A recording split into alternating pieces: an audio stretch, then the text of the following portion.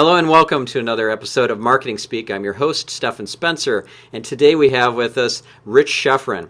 Rich is the founder and president of Strategic Profits. He's also the guru to the gurus. He's personally added over $15 billion of additional revenue to his clients over the course of the many years he's been in business. He's been featured on media outlets like the Wall Street Journal, Newsweek, ABC, NBC, Fox, MSNBC, the Discovery Channel, Daily News, New York Post, and many others.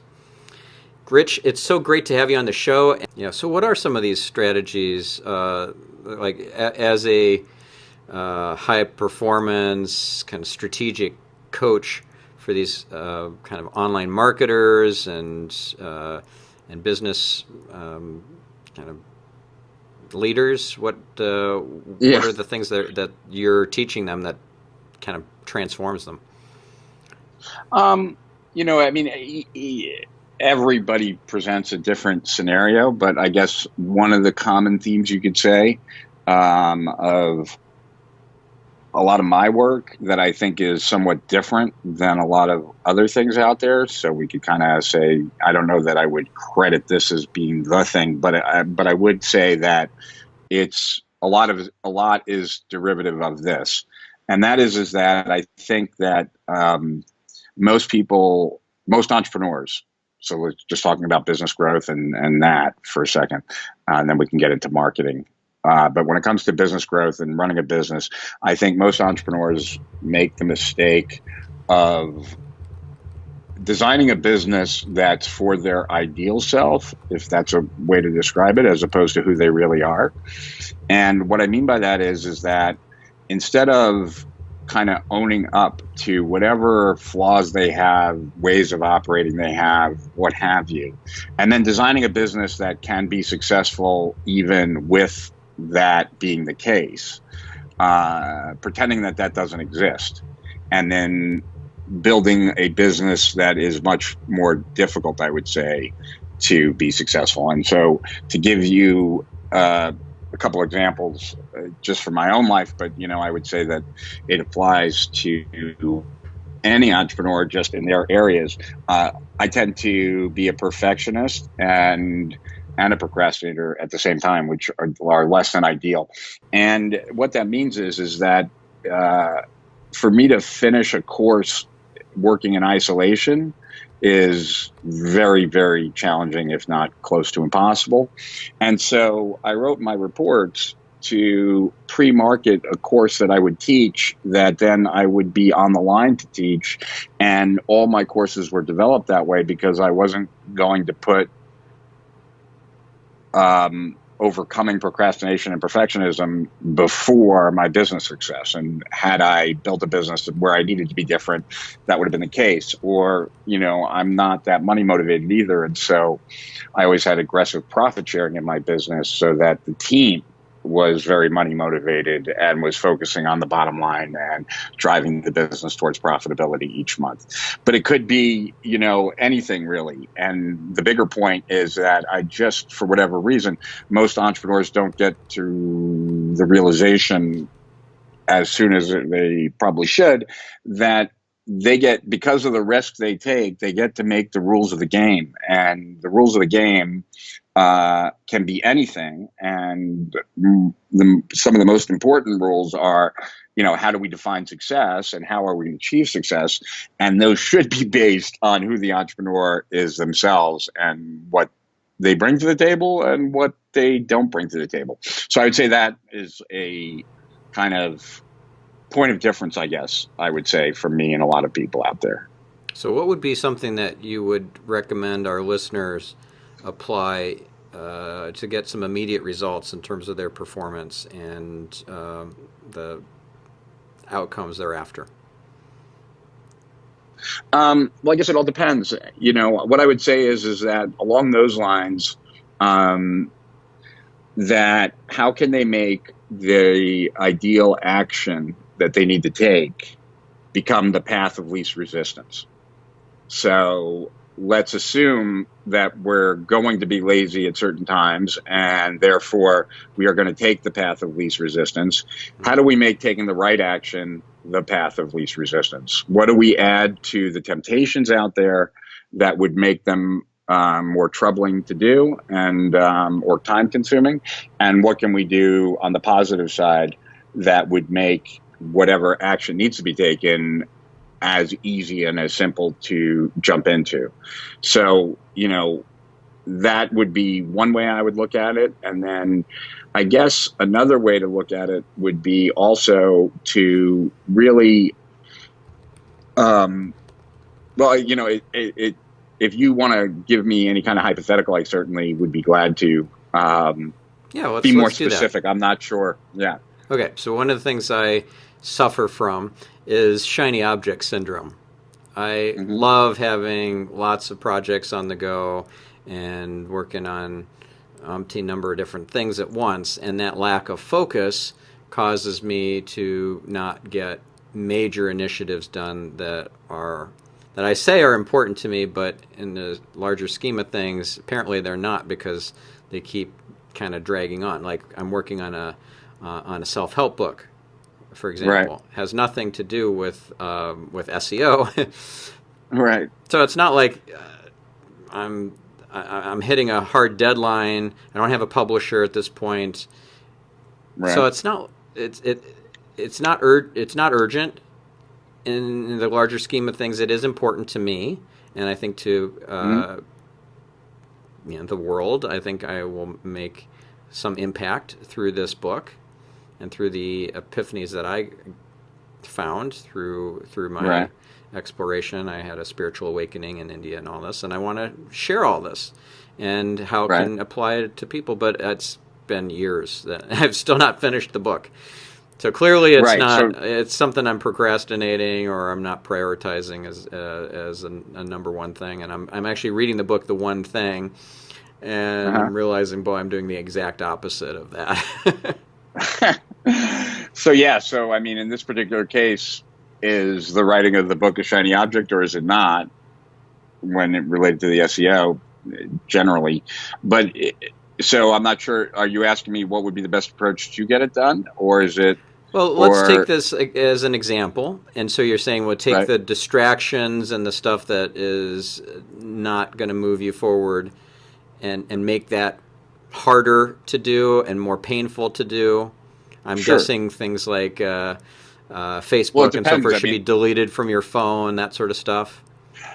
Well, your phone should probably just be put away for an hour or two in another room, because there's a cognitive load even when it's just close enough by, or at least that's been shown. But like I have ADD, and one of the things that I've always done to stay focused is to break up my projects into lots of different pieces, even add some pieces that sound exciting to me, but maybe I won't get to if there's not enough time. And so I jump from project to project, but I jump from project to project within the bigger project. So I satisfy my need to jump around, but I'm jumping around in a project, right? And I've just kind of purposely, my steps of a project are not broken out like maybe a lot of people. I'm breaking them up into different types of activities so that when I get bored of one thing and I feel the need to do something else, I can still be working on the same project in the meta level. Got it. Yeah, that makes a lot of sense. And so and that's a good example, I think, of what I was talking about, that okay, I have ADD, I do jump around. Let's just now take that as a given, and how do I succeed with that tendency, as opposed to trying to fight against it. And that's really what I see so many entrepreneurs make the mistake of doing, and most people in general, make the mistake of doing. Most of my client work is either in marketing or entrepreneurship. I tend to focus on those two things. And so I spend a lot more time talking about that topic to those people. But I would say that my experience is that most people are guilty of it, because we're taught in school that there's just a right way to do things. And if you don't do it that way, you're doing it the wrong way. But the right way is whatever works for you, in my opinion. Yeah. Yeah, now you've come up with some really innovative ways of processing information and distilling information. I years ago I discovered your video of your speed reading technique and how you cut the binder off of the book that you're reading. You highlight it first. You highlight it as you're reading it, speed reading it, and then I guess your assistant cuts the binding off and then pulls all the pages out that have to have any kind of highlighting on it. Actually, why don't you quickly walk us through what this process is? Because it's really cool. So I used to, so I'll give you the old version and then I'll give you the new version. The old version was, I would read hardcover books and I would highlight. I would tend to over-highlight because I had this experience years ago where I used a cheap highlighter and I walked into my library to grab a book that I had already read, and I kind of knew where I was looking for something specific, and I kind of knew where it was. And when I pulled the book out, all the highlights had kind of faded, and I was kind of freaked out because I've been reading and highlighting for years. And I later found out that that was just a cheap highlighter, but nonetheless I freaked out and thought that that could happen to all my highlights. And so I didn't want that to happen anymore. So instead, when I read a book, I would over highlight it so that with the idea that if it had an important sentence in a paragraph, but I needed to understand the paragraph to understand the sentence, I would highlight the paragraph because my intention was I'd never see that book again. And so I'd over highlight it, kind of cutting away all the fat of the book. And then I would bring it into the office and they would use a guillotine. We had this book guillotine that would chop the binding off the book, and then they would scan it in, and then the scan would be sent to a virtual assistant in the Philippines who would cut and paste everything that I highlighted out and into a separate document. And then that would get turned into a Word doc, a PDF, an EPUB, and also an audio file. And that would then go back onto my computer, my iPad, what have you. And then I had a program on my iPad called Quick Reader, which taught me how to speed read. And I could review books of my book notes. I could reread those notes at about 2,000 words a minute when I was working out and also breathing in oxygen on my elliptical machine. Since then, I've done a couple other things. I use another program called Voice Reader, which actually I generally use before I read the book. And what that app does, it's an app for Voice Dream is the name, DREAM. It reads to you, but also paces. So the fastest it can go is about 700 words a minute, but it's pacing. And so, in other words, you're seeing the word as it's saying the word, and it's being highlighted across the screen. And so generally I can go through like a bestseller, 300-page bookstore book, I guess, in about an hour and a half, 2 hours with Voice Dream. Then by then I know the book. Then I will read it and highlight it. I usually do that in an app called Quick Reader. And then from Quick Reader, I export my notes, and then it turns into a PDF, EPUB, and all that. But it also goes into Evernote. And I took a course from a really smart, sharp guy named Tiago Forte. Oh, Tiago Forte. I've had him on my other show on Get Yourself Optimized. Very cool. Yeah. So he has a course called Build Your Second Brain, which I took. And so now I take those book notes that I highlighted and they go into Evernote, and I do what Tiago recommends, which is progressive summarization. So I go through it once and I bold now the text of what the text are my highlights. Now I'm bolding in there what I think is most important, and then I'm looking at those bold another time later and I'm highlighting what's most important of the bold, and then I'm consolidating that, and then eventually I write about it. And that's been what I do these days. I still read it on the elliptical and all that, but I get a lot more value out of actually putting it in Evernote and reviewing it by actually that progressive summarization that Tiago recommends. And I got a lot of value out of that. Very cool. That's awesome. So I'll share in the show notes the original YouTube video where you go through that process of cutting the binding off and all that. And I'll include links to Tiago Forte and his Building a Second Brain and all that. So listener, be sure to check out the show notes on marketingspeak.com. That'll be very helpful. Now, I'm curious, what would be an example of a book that's fairly technical that you would have to do a different kind of approach to, and what that approach might be? And maybe the book is my book, The Art of SEO, because there's a lot of technical nuance and stuff that if you really scan quickly over the book, it's 1,000 pages, 994 pages, so it's not an easy read by any stretch. And there's a lot of technical detail to it. You're probably going to want to pull up the tools and actually follow along and run some of these reports and do some of these kinds of queries and things. How are you going to handle that? Well, so, I will, the first time I'm going through it, when it's being read to me from like an app like VoiceStream, I'm not really going to worry that much about it.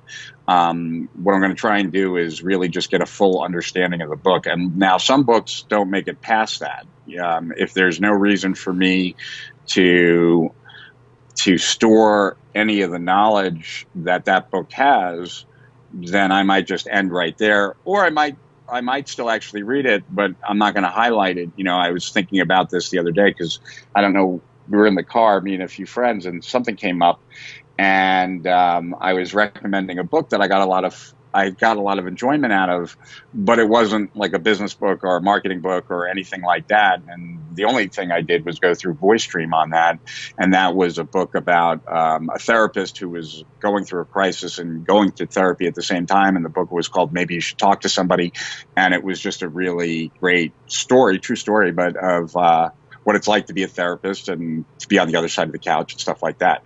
But so some things I'll stop there. But if it's something that there is stuff to learn from, I won't learn that until probably it's in Evernote, because I will highlight those things, and then in Evernote I will be looking at it in front of my computer, because that's when I'm sitting in front of my computer actually interacting with anything that I've read and captured and processed. Okay, got it. What's been the most valuable book you've read from a marketing standpoint in the last year or two? Wow. Let's see, I'll tell you that. I would say that there's been a couple that have kind of opened my eyes to opportunities as well as challenges. So I'd say on the positive, well, let's go to the negative side first, then I'll go to the positive. On the negative side, I'd say The Four, or Go Fast and Break Things, or whatever that book was. But the ones that are very anti-big tech were very eye-opening for me, quite so. And then on the positive side, I would say that a book that I didn't read until last year, even though it sat on my bookshelf for like 3 years, was The Rise of the Platform Marketer. I thought that was a really good book. Then, in addition to that, I read this, Don't Be Evil was also really good. But I'm trying to look here. I read this one that I really think everyone should read, and that's Data Driven by Tom Chaffez, Chris O'Hara, and Vivek Vaidya. It's data driven, harnessing data and AI to reinvent customer engagement. Those are the people that first developed segmenting on websites. They actually were the ones that went to the Wall Street Journal and were like, hey, when someone comes to your site at 9 o'clock on a Monday morning with a BlackBerry, we can sell advertising for more money to those people. And same with the Times, and so they did the segmenting for most of the big publishers back then, and they since sold their company to Salesforce, I believe. But it's all about identity and identity-based marketing. And I would say that, in addition to this book called IoT Inc., which is the Internet of Things, also was a eye-opener as far as all the possibilities that for innovation and therefore new businesses certainly were very interesting to me. And I'd say probably the book I read last year that was the easiest to apply to marketing would be Oren Klaff's book. I don't remember the name of the book that he wrote this past year. Let me just look it up.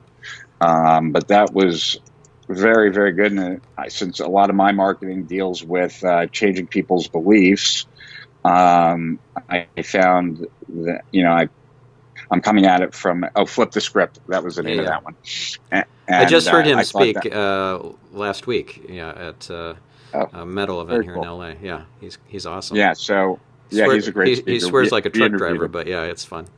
yeah. And but I thought that was a really good book and very easy to leverage as far as a very simple strategy, laid out the steps. And my experience kind of is different than his, but is in the same neighborhood, and I saw a lot of parallels. So I was excited to see what he was bringing to the table that was different and effective too.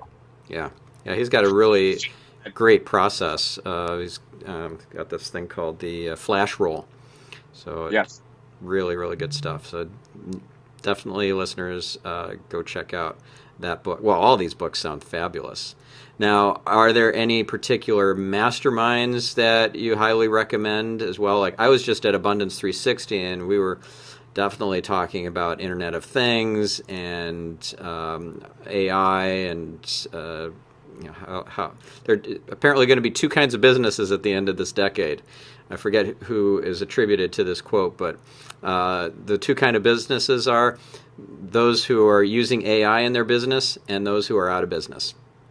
Yeah, and that's certainly true. And the thing is that most small businesses don't have anywhere near the data that they'll need to power AI. Yeah. And AI that's not using your own data is really, it's second rate at best, because it's not targeted to your audience, your specific offers, to your specifics. So that's going to be a problem.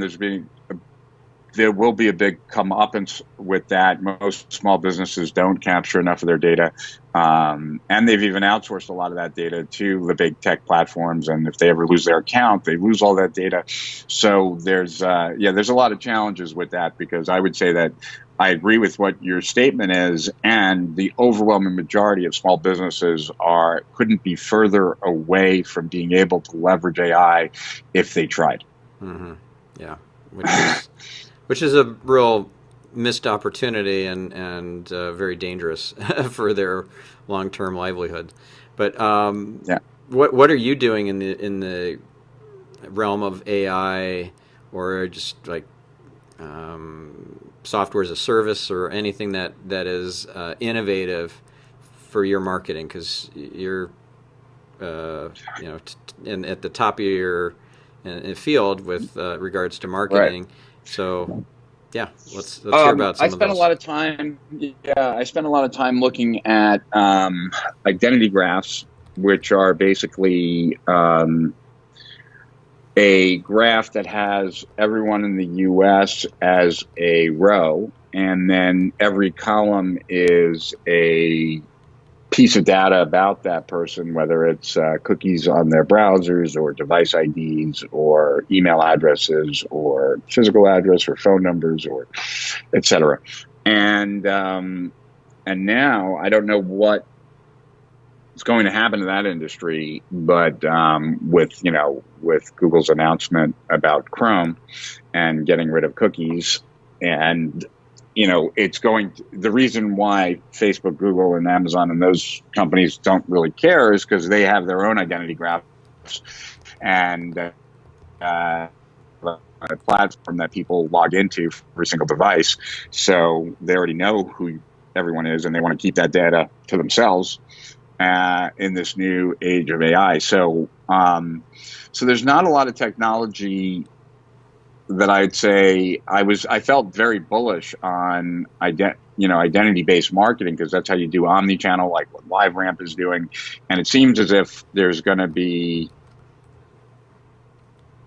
I would say that I don't have any specific technology recommendations at the moment.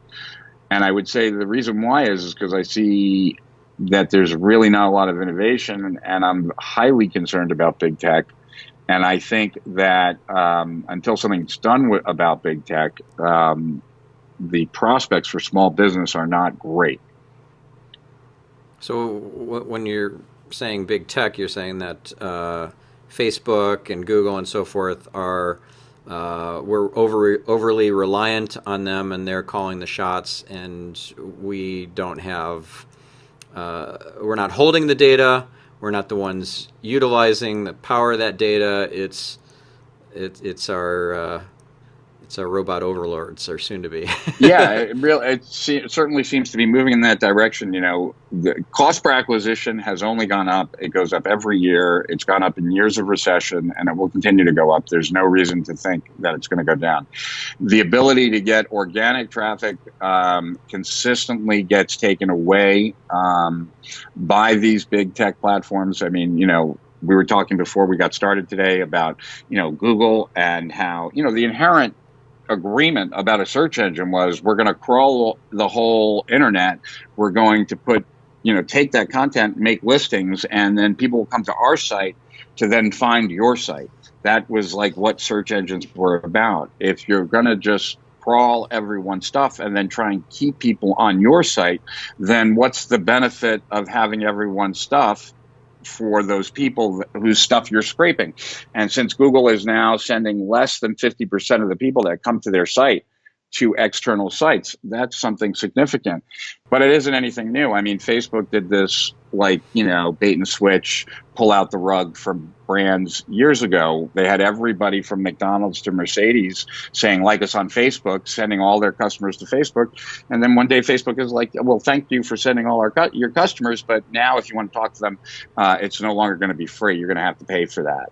So this isn't new, but the thing is that these companies are maturing. And when they mature, it's all about maximizing income. And the easiest way for any of these platforms to maximize income is to make sure nobody leaves unless those people pay to leave, and that price consistently goes up. So yeah, I'm concerned.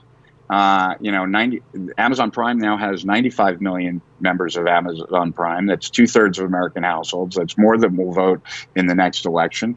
And I'm just as guilty of it as everyone else. Like, if there's something I want to buy, I go to Amazon first. And antitrust law changed in the 70s to only be useful if a company is hurting consumers by charging them more. All of these companies are not. They're not charging customers at all. However, they will at some point, and the price is even baked into their share prices. Amazon trades at like 47 times earnings, and the reason it trades at 47 times earnings is because most investors believe there will be a day when it won't lose money on every purchase. It will make a lot of money on every purchase because all the other businesses out there will be out of business. You know, and on top of that, you know, I could go on and on about how bad these companies are. Like, they pay no taxes. They've been, you know, they're the second biggest funder of lobbying, you know, and they've broken a lot of laws, and they've gotten caught from Google, from everything from Google buying all the MasterCard data to an agreement between Google and Apple not to hire competitively from each other to you name it. These companies have broken the laws. That's why right now there's 50 different state attorney generals that are all suing them, all independently. And yeah, it's bad news. And I think that people should probably be more concerned about it than they should. And there are a lot of strategies that can be added onto a business today to make it less dependent on big tech and also more profitable. And those are the kinds of strategies that we'll be going over in the live stream. But a lot of that has to do with partnering more, about, you know, getting closer to your customers, using all channels so that, you know, you're less reliant, and then using alternatives like advertising on Reddit or being on Quora, you know, just really being more, not being totally reliant on any one or two platforms. Yeah, that makes a lot of sense. And a great example of this sort of disregard for small business owners is what Google rolled out in the last week from, well, when we're recording. And that is they've taken away a page one ranking for those web pages that are ranking in position 0 as a featured snippet. So that's yeah. So this So not idea only of are they don't gonna be evil steal is your content. yeah, that's right, exactly. So let's just scrape your content, make it the answer that's read on a Google Home device or Google Assistant, and let's remove the regular organic listing that you have and demote you to page 2. And the old adage or the joke that best place to hide a dead body is page 2 in Google. Yeah. So you're just invisible. And so now some SEOs are thinking, well, if I'm at position 1, the click-through rate is typically higher for position 1 than position 0. Maybe I should de-optimize my featured snippets so that I don't show up anymore for a featured snippet because I'm at position 1 and I want to be back at position 1. Now I've been demoted to page 2. So it's just this is not benefiting anybody but Google. Right. And that's all that Google cares about. Yeah, so I mean and it's not going to get any better. That's just the bottom line. It's So diversify is part of the solution here. Have strategies that don't rely so much on big tech is another one. Like what will be a specific thing that people can do, even if they're not advertising anywhere, they're just relying on SEO and free traffic channels. What could they do? Well, then, generally most of the people I speak to don't do that. So I'll have less to say here. But what I would say is one of the things that always worked extremely well for me that I wrote about in, where did I write about it? In the Attention Age Doctrine 2, was that, because I wrote these doctrines in 2007-8 about attention becoming the scarcest commodity online, and that was the one, and then number 2, I was talking about how I believed that most people's attention would go to social media, and then what the implications of that were. And one of the implications that I talked a lot about that I tried to always follow was to recognize that prospects are no longer just targets, but they're actually the best possible channel. And a lot of people think like word of mouth, but when they think of that, they're only thinking about their customers, and you have a lot less customers than you do prospects. And so part of the reason I always wrote these kind of dense reports and made a big deal about their release was that the pass along I got from prospect to prospect in those reports really grew my market and grew the base of my business without advertising or anything else. So I think a strategy that really enables prospects to share your stuff, and then that fosters a conversation about what is it that makes people want to share something, but that would be a very useful focus for any small business, especially a small business that's not advertising but has a list of prospects or a certain amount of traffic that's organic to their site.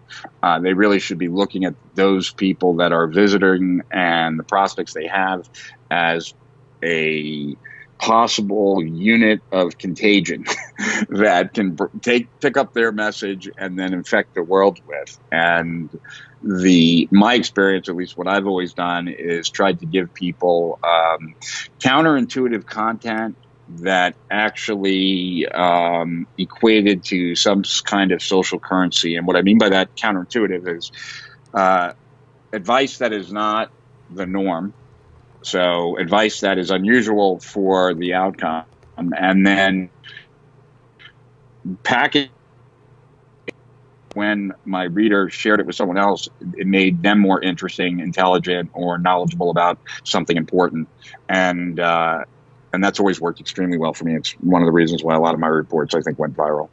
So what would be an example of that, being counterintuitive and making the person who's sharing that look smarter or more magnanimous? Okay, yeah. Well, I mean, I'll give you a specific, but just I'll give you a general first. Like anytime you tell someone a joke, if they remember that joke and then tell it to someone else, they tell it well, they appear more funny, and you gave it to them, right? Generally, people don't really ask, where did you hear that joke? But generally, when you're giving information, it's more likely, not always, but more likely that someone's going to be like, oh, where did you hear that? So one of the counterintuitive pieces of advice, like from, let's say, my report, The Entrepreneurial Emergency, I talk about the best way to radically alter your productivity and be a lot more effective is to radically cut your hours. And so I've had a lot of entrepreneurs as clients who spent way too much time in the office. Because of that, they acted with no urgency. And so you could say that, maybe they were like 20% effective at the office. If they spent 10 hours there, they got 2 hours of really solid work in. And so with clients like that, my recommendation was always to cut their work hours way, way down to like 3 hours. And the first day they get like nothing done. The second day they get a little bit done. The third day, maybe a little bit more. But at some point, what happens is they start making different decisions. Their employee asks them if they can talk to them for 5 or 10 minutes, and they're too behind to even say yes. They say, no, I don't have time today. And they start making different decisions. And that's what's needed. Like, you don't go from being 20% efficient to 90% efficient. That just doesn't happen, because you really have to make totally different decisions. So the best way to actually get a lot more productive and then stay that way is to radically cut down your hours until you actually start making different decisions. And then, like a weight loss program and maintenance, you slowly add more hours back on as you can maintain that ratio. But that would be like, a way to, that would be something counterintuitive. Most people would have never heard of a strategy like that. And so that would be something interesting. In that particular case, it might only be interesting if you're talking to someone else who's saying how unproductive they are. So it's not the best example, but it's a great example. I love that. I mean, as somebody who has a 5,000 item to-do list, I think I need something like that, because I just work way too many hours, and I try to do too many things, and that'll force me to operate differently. They say that a person who's running a $100,000 business doesn't have the skills to run $1 million business, and the person who's running $1 million business doesn't have the skills to run a $10 million business. So there's a lot of truth to that. Yeah. It's either you're going to have to upskill a lot and change your behaviors and your decision making really up level, or replace yourself with somebody better. Yeah. Yeah. Now, I want to circle back to a question that I started to ask you, but then I didn't give you enough time to answer it, and that was masterminds. So you gave some great examples of books that are enlightening and kind of game-changing. What about masterminds? I've always gone back and forth on masterminds. I see their value, but as someone with ADD, I've always had too many ideas, and so I did a mastermind. Like I had my own mastermind program, you could say. I did that for like a year and a half, where I did the opposite. My goal was, you bring all your ideas to the mastermind and you leave with the one idea that actually is worthy of you doing. And I had that with, I did it with me and the 3 mentors that probably made the most difference in my business life, which was Jay Abraham, Mark Ford, and Clayton Makepeace. And so there were 4 meetings over the course of the year. One was with me, and then one was with me and that person, me and that person. And so masterminds have never been my big thing, because I think I don't need to get a lot more ideas. I just need to focus more. Personally, I have enough. Not that, I do spend time talking to a lot of people and asking their opinions and getting their ideas and asking what is working for them.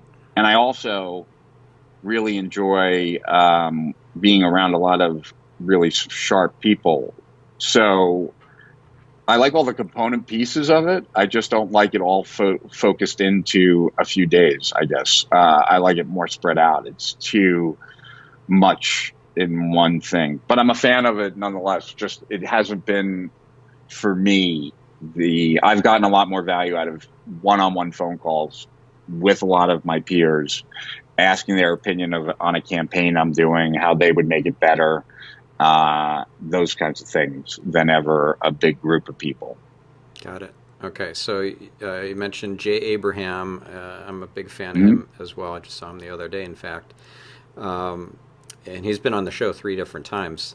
So that's pretty awesome. One of the times he interviewed me about SEO, which was really, really Oh, cool. very cool. Yeah. So then Yeah, Jay's a.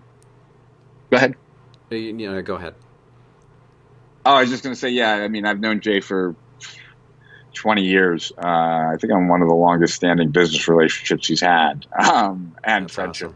awesome. Yeah, and I've learned so much from him over the years. So. Yeah, very cool. Now, there's also Clayton Makepeace that you mentioned, and for those who are not familiar with him, what's Clayton about, and what has he done to transform your business and you personally? Well, Clayton helped me a lot with writing, and also I'd say some understanding of direct response. Clayton's one of the AAA copywriters of the world. He wrote the very first successful promotion for a natural health supplement type product. This is back pre-internet. It was Phillips Publishing. It was Dr. Whitaker, and that Magalog. He wrote the Magalog. I think they sent out like 90 million copies of that Magalog, and Clayton got, as a top copywriter, got a nickel per Magalog, so that was like a $4.5 million sales letter that in royalties. So Clayton's one of the top copywriters out there that has written for the big direct response companies like Pennsylvania and those guys. And yeah, I'd say that he wrote this one book called like 2 Hours to Bigger Profits, and there were so many. It was a short book. It was maybe like 200 pages, but there were it really kind of showed how business should be run from the marketing department. And as a marketer, I see some logic in that. Yeah, I got a lot of value out of that. And then even little things, lots of little things. And like one of those little things that I learned from Clayton, and this is a little thing, is adding an S to verbs in headlines so that it takes the onus of work off the prospect and puts it onto the device. So boost your income versus boosts your income. Achieve your dreams, achieves your dreams. The S automatically takes the effort off of the person and puts it onto the device. Not a very like, oh my powerful. God, but it was, yeah. But I love that. Like that. Yeah, that's great. and then you also mentioned Mark Ford. Yeah, Mark Ford, so who also has a pen name Michael Masterson. So people know him in different ways, but he wrote the book Ready, Fire, Aim. A lot of people are a big fan of that book. He thanks me at the front because the seminar that book was based on, he called me when they sold the seminar, and because I've been teaching business for a long time, and he's like, "What should I teach?" And I was like, "Well, what I'd most like to learn from you are the different stages, because I seem to have all my businesses really stop at be successful in stage 1, but never get really to any of the successive stages. I'd be interested to learn about that." And that's what he wrote about. So I've learned a lot about I've learned the business as far as acquisition and copywriters and everything. I would say I learned marketing from Jay and Clayton. I learned business growth from Mark. Gotcha. And you've grown your businesses quite substantially. And I know in your your longer bio, you've mentioned, like for example, an online or a clothing business that you helped grow significantly. What was the story behind that one? That was a family business. I was in college, was actually in my year, and my dad was going to close the store that he owned. It was never a big part of his business, but it was losing money, and the lease would run out in 6 months. So the break even on that store was about $3 million, and it was doing about $1.5 million. So it was losing money, and he was looking forward to getting out from under it. And I made him a deal where I said, well, give me the store. I'll drop out of school. Give me the store. Give me the 6 months to turn it around. If I get it to break even or better within those 6 months, renew the lease, and we'll be 50-50 partners on it, and I'll pay you back any money you lost from the day I took it over. And if not, then just close it. Right. And so he agreed, and I did, and I turned it around and made it a really successful store. It was one of the most popular stores in Manhattan for a while. And then that grew into a music label as well, and a recording studio that was right in the middle of the store that we built. And it was a good time. And you had Prince and Uma Thurman as customers, right? Yeah, but every celebrity, most celebrities shop there. So yeah, Madonna, Drew Barrymore, you name a celebrity, they probably shop there. That's awesome. Man, not that we're, not that I'm close friends with any of them or anything like that. but it's great social proof. Yeah. Yeah. Yes. Yeah. Very cool. And then you had a hypnosis center. Yes, I did. I got hypnotized, and I'm highly hypnotizable. And so I had a profound experience, and then wanted to know more, learn more, studied more, and then eventually decided to make a business out of it. And it did really well, and it grew really fast until 9/11, because all the hypnosis centers were in Manhattan. And then we had some major setbacks, and I'd say that I accelerated those setbacks because I hadn't had yet a humbling experience in business. I had only had successes, and needed to realize that there's some things you can't turn around. So I had that lesson there. But it was an 8-figure business for a while. Oh yeah. It grew to a $13.5 million business in 4 years. It was, and that's where I learned direct response. So I left the hypnosis business with two things, really: a desire not to have very many employees, because I had over 100, with the hypnosis centers, over 60 full-time hypnotists, and a desire to do direct response. And so very little employees or no employees, and you do direct response. The internet seemed like the place to go. Yep. Wow. You have quite a storied life. And then you did these free reports. And how did you get those? What was the most effective marketing strategy for getting those free reports out there? There's so many different ways that probably are outside of the just the general thought processes of our listener. Like, you could have those getting pirated on torrent sites. You could upload it to Scribed. Back in the day, there was what was the Scribed competitor? I forget.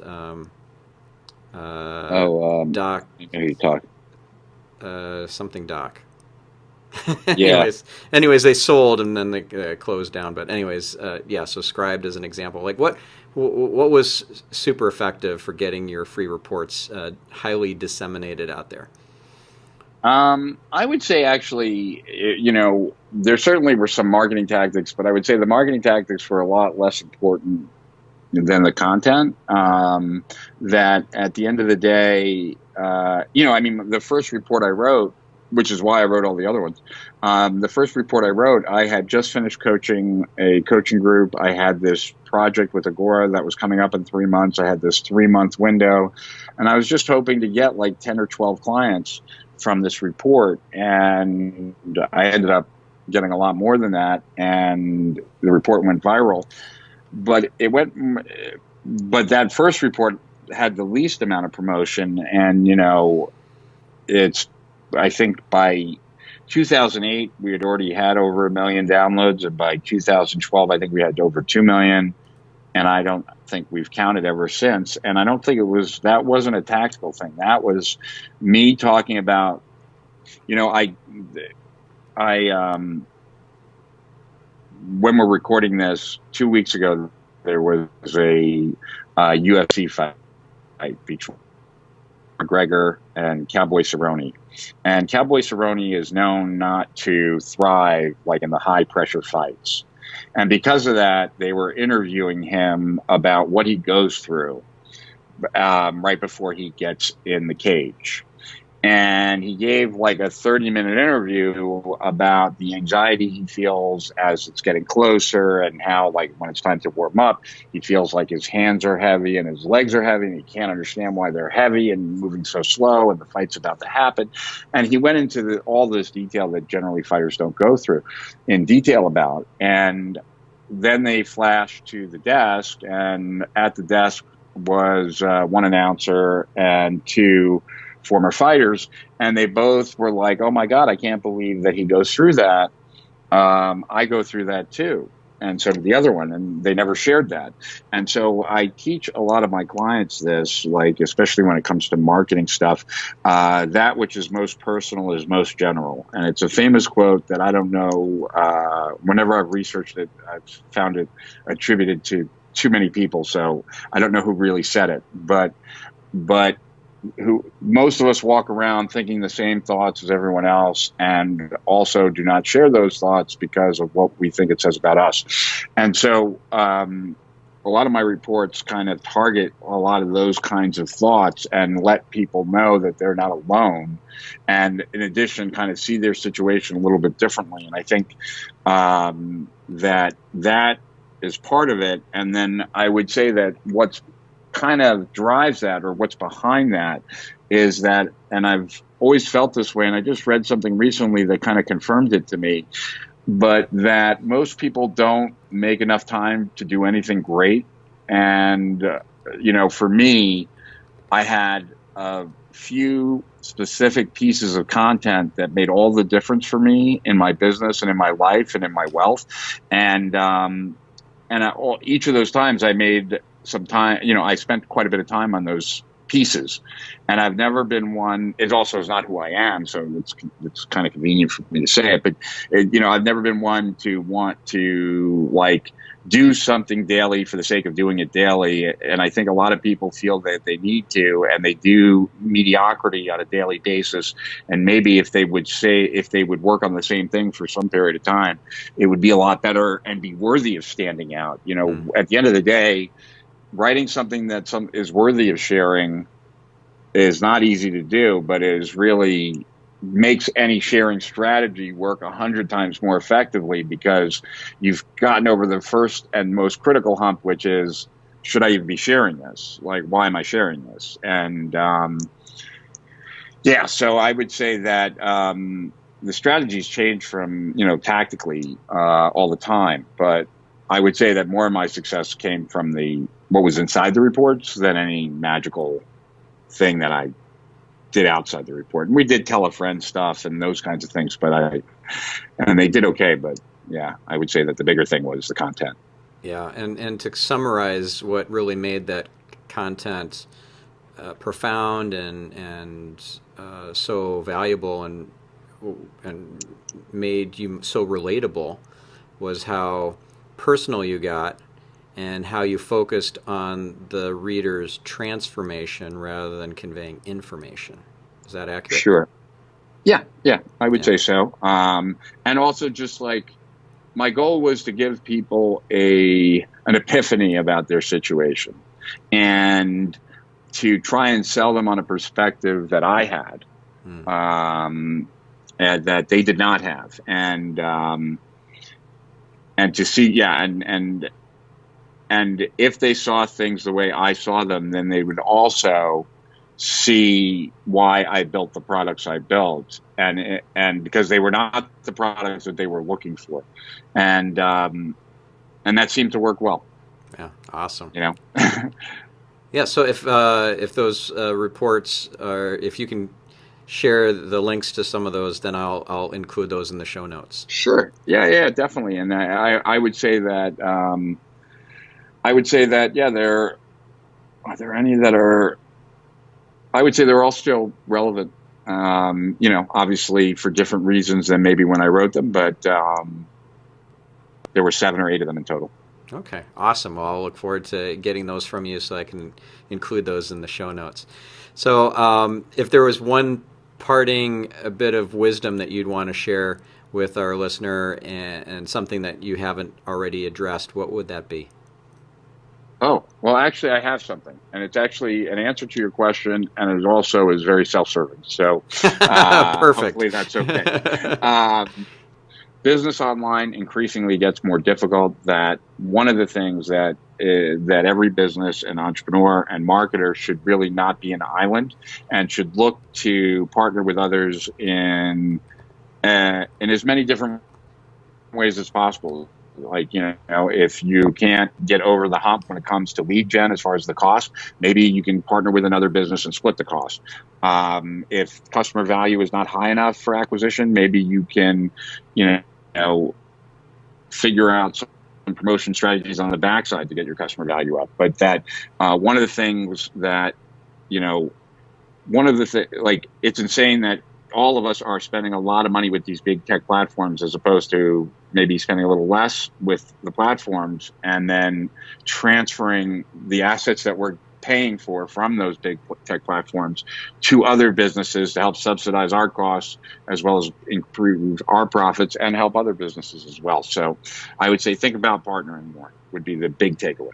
Awesome. The overarching. Yeah. This is all great stuff, and I really appreciate you sharing all your experience and wisdom and everything, even the misfires with my audience. That's really valuable stuff. And where should people go to follow you, read you, contact you? We're in the process of updating my website because it kind of was dormant for a bunch of years before I started banging the drum again. But they can go there, and hopefully by the time they watch this or listen, it'll be fully up to date. But if not, it'll only be a week or two away, and that is strategicprofits.com. So strategic profits, the way it sounds, .com. All right, perfect. Thank you, Rich, and thank you, listener. Now, do something with this information. Transform, make your business better, and get some light out there in the world for your prospects and customers. And we'll catch you in the next episode of Marketing Speak. I'm your host, Stefan Spencer, signing off.